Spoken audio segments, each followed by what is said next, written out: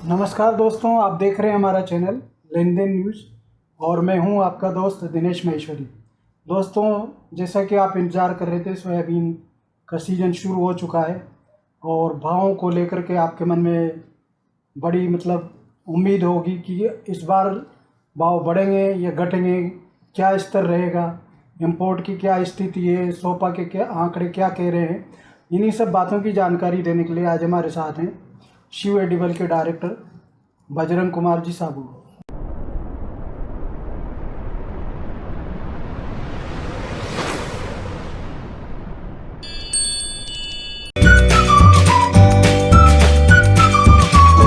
बजरंग जी नमस्कार। नमस्कार। तो बजरंग जी, इस समय सोयाबीन के जो सीजन शुरू हो चुका है और फसलों का भी अनुमान, सोपा का जो सर्वे होता है वो अलग होता है और आमतौर पे किसान जो कहता है वो अलग होता है। तो सोपा का क्या अनुमान है, क्या सर्वे है? सोपा ने 120 लाख टन का सर्वे दिया था। बाकी एक्चुअल में नियर बाई प्रोडक्शन तो वहीं के आसपास था। बाकी अभी जो बारिश हुई है इससे करीबन ये मान के चलो कि कुल मिलाकर के 10 से 12% का नुकसान पक्का आएगा। फिर भी क्रॉप साइज 105-6 लाख टन से नीचे नहीं जाएगी। तो जो अपन क्रॉप का अंदाज़ा लगा रहे हैं, तो पिछले साल से बड़ी है या उतनी है? नहीं, पिछले साल जैसे 118 लाख टन का सोपा का डेटा था। बाकी उसके हिसाब से प्लस कैरी ओवर को अगर मिलाओ तो दोनों मिल करके बराबर हो जाती है। तो इस स्थिति को देखते हुए अब जब मौसम से कुछ क्रॉप भी खराब हुई है तो क्या रहेगा भाव का स्तर?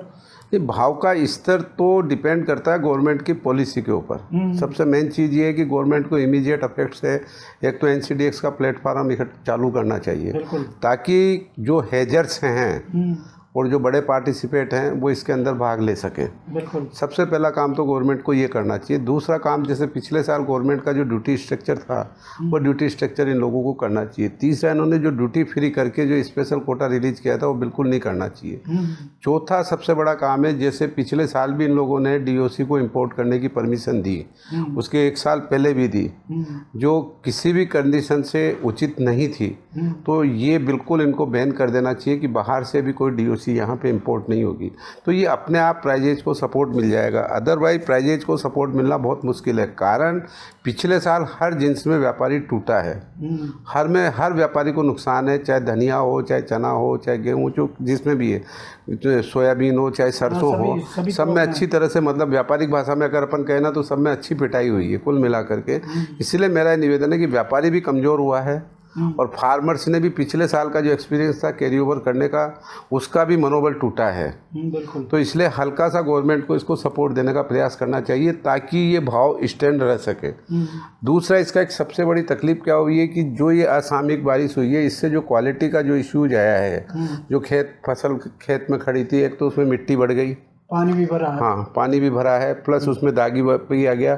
तो जो अपन सोच रहे थे कि एकदम स्मूथली अपने डीओसी का एक्सपोर्ट हो जाएगा, उसमें भी थोड़ी सी प्रॉब्लम आएगी। तो कुल मिलाकर के आज की तारीख में इस इंडस्ट्री को और फार्मर्स को अगर अपने को सर्वाइव करना है तो गवर्नमेंट को इमीडिएट 2-3 स्टेप उठाने चाहिए।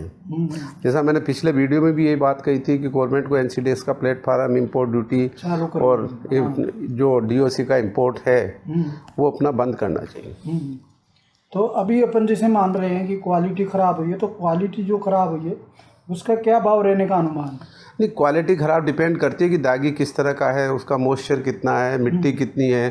क्योंकि कई क्वालिटियाँ तो ऐसी भी आ रही हैं कि जो कि 20% दागी है, 15% मिट्टी है, 20% मॉइस्चर है। तो अब आप जो भाव, सामान्य भाव, जैसे आज 5,000 रुपये का भाव है, तो 5,000 का भाव हमारा रहता है 10-2-2 की कंडीशन, यानी 10% मॉइस्चर, 2% मिट्टी और 2% डैमेज। अब इसके बाद जो भी होगा वो रिडक्शन में रहेगा, तो उसका भाव आ सकता है 3500 भी आए, 3,000 भी आए, 3200 भी आए। वी कैन नॉट असेस, उसको अपन एक लेबोरेटरी के हिसाब से ही अपने को लेना पड़ेगा। डिपेंड करता है, हर जगह का अलग अलग चल रहा है। हाँ, उसके स्तर को अपन कुछ मापदंड के आधार पे नहीं ले सकते, क्योंकि एक सीमा के बाद बहुत ज़्यादा दागी होगा तो वह क्रशिंग लायक भी नहीं रहता है। बिल्कुल। जैसे आज हम लोग 10-12% दागी तक रखते हैं, बाकी उसके बाद फिर हम लोग भी उसको रिजेक्ट करते हैं, क्योंकि उसकी जो डीओसी है, उस डीओसी में पूरा ललासपन आ जाता है, तो डीओसी बिकने लायक नहीं रहती है। तो अभी डीओसी की क्या है पोजीशन है? इंपोर्ट हो रहा है या नहीं, इंपोर्ट अभी नहीं हो रहा है, अभी नहीं हो रहा है। अच्छा। और एक्सपोर्ट भी नहीं हो रहा है। अभी एक्सपोर्ट भी नहीं हो रहा है। एक्सपोर्ट के कुछ कंसाइनमेंट हुए हैं, बाकी उनको माल मिलने में दिक्कत आ रही है। कुछ लोगों ने किया है, 1.5-2 लाख टन का एक्सपोर्ट किया है। बीच में अभी ईरान का भी चला था, बाकी वो ईरान का भी जो सौदा था वो मटेरियलाइज नहीं हुआ। तो इस वजह से अभी आज वर्तमान पोजीशन में मतलब DOC बहुत बड़ा एक्सपोर्ट जो अपन सोच के चल रहे थे इस बार, वो नहीं हुआ है। अभी विदेशों में बता रहे हैं जो सोयाबीन उत्पादक देश है वहाँ क्रॉप अच्छी है। हाँ, क्रॉप अच्छी है, तो उसका क्या असर पड़ेगा? अभी जैसे मतलब अमेरिका में भी क्रॉप की कंडीशन ठीक है। इसके अलावा मेजर जो अफेक्ट डालेगी वो ब्राज़ील की क्रॉप है। ब्राज़ील के क्रॉप के जो डेटा आ रहे हैं करीबन पिछले साल से 15 से 20% बढ़ के आ रहे हैं। तो ब्राज़ील की क्रॉप से वो अपने यहाँ पे जैसे रहता है कि एक बार जो क्रॉप है साइकिल जो रहता है नवंबर से लगा करके दिसंबर जनवरी तक अपने को यहाँ पे टाइम मिलता है, फिर फरवरी और मार्च में तो अपने ब्राज़ील वगैरह की क्रॉप आना चालू हो जाती है। अगर उसके प्राइजेज अगर वाकई में डाउन रहेंगे तो फिर यहाँ पे प्राइजेज बढ़ने के चांसेस नहीं रहेंगे। अच्छा, वहाँ अगर भाव बढ़ते हैं तो फिर थोड़ा सा इफेक्ट आ सकता है। अब जैसे अपन बात करेंगे कि सोयाबीन के साथ साथ सरसों का भी मेजरमेंट लोग लगाते हैं कि क्या रहेगा भाव, क्योंकि अभी नई जो सरसों की फसल में तो टाइम है, और अभी जो सोयाबीन के साथ में सरसों का भी अगर मूल्यांकन करें तो सरसों के भाव सोयाबीन की वजह से गिरे हैं, बाकी अब सरसों के भाव और नहीं गिरेंगे। अच्छा, जो अभी चल रहा है इस तरह? हाँ, इससे बिल्कुल नीचे नहीं गिरेंगे। कारण उसके पीछे सबसे बड़ी बात है क्योंकि सरसों की जो बिजाई का पीरियड है ना, डे बाय डे आगे बढ़ता जा रहा है। प्लस जो अगर ये थोड़ा और आगे बढ़ गया तो लोग बाग सरसों की जगह और कुछ चीज़ बोएंगे।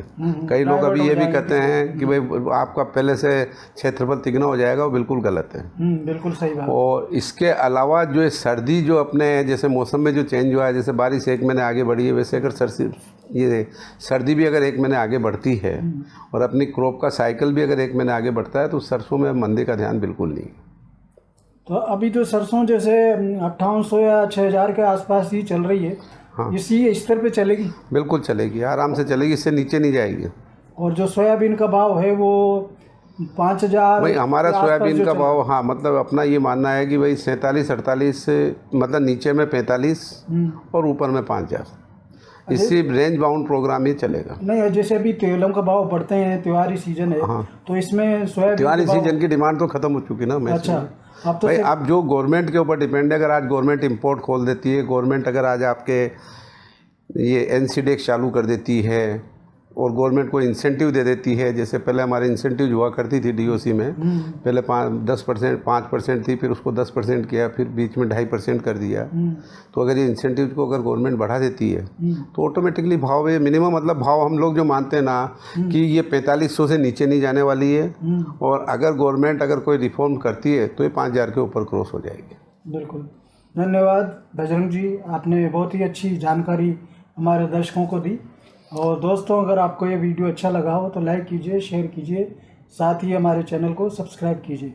धन्यवाद।